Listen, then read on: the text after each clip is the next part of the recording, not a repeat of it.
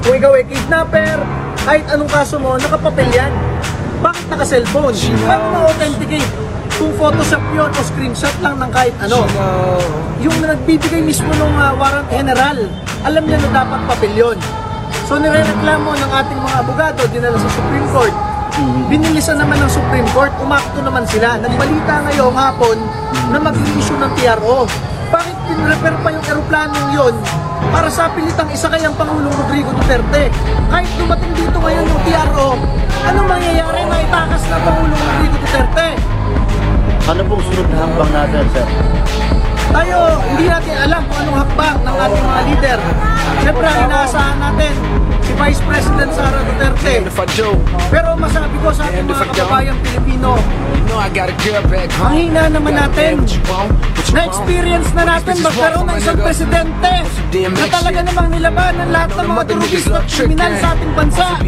Talagang pinahina ang mga NPA na terorista na pumapatay sa ating mga pulis at sundalo.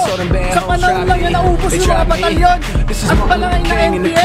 Hinayaan pa nating maitala sa ibang bansa yung Pangulong yun. Wala din lang tayong pasasalamat. Wala man lang nagtulungan dito para sirain yung gate para mailigtas si Rodrigo Duterte. Hinayaan lang natin. Maisakay at hindi na natin makita muli yung presidente natin yun.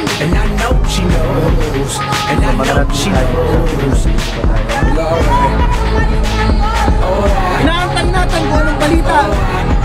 Pero yun ang problema, nag-aantay lang tayo lagi ng balita. Nandiyan na mismo yung Pangulo ng Pilipinas, nasa labas lang.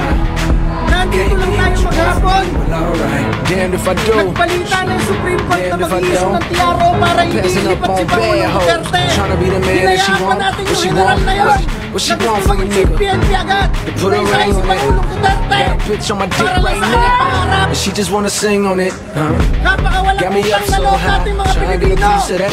May Pangulong Rodrigo Duterte. Kahit sa isang Pangulo na halos ubusin ng teroristang NPA, halos ubusin ng mga teroristang kriminal na bumibiktima sa ating mga polis, sundalo at mamamayang Pilipino. Hinayaan lang natin itakas ang Pangulong Duterte papunta sa ibang bansa.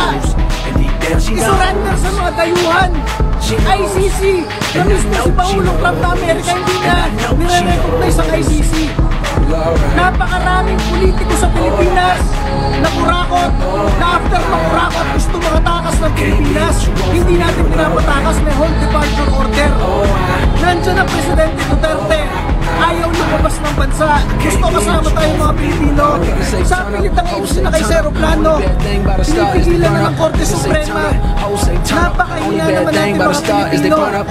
Talaga namang yung ganun talaga napaka-fail ng ating Estado. Sir, sa nangyayari dito, sir, may mga dapat bang, may mga nagkamali ba dito? May mga dapat kasuhan na opisyal? Hahanapin natin lahat isa-isa yung mga yan.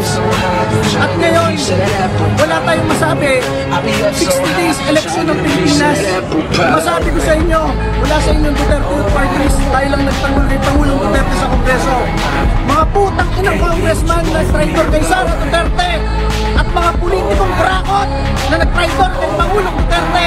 Tandaan nyo lahat ng pangalan nila. Hindi natin iboboto yan ngayong eleksyon na ito.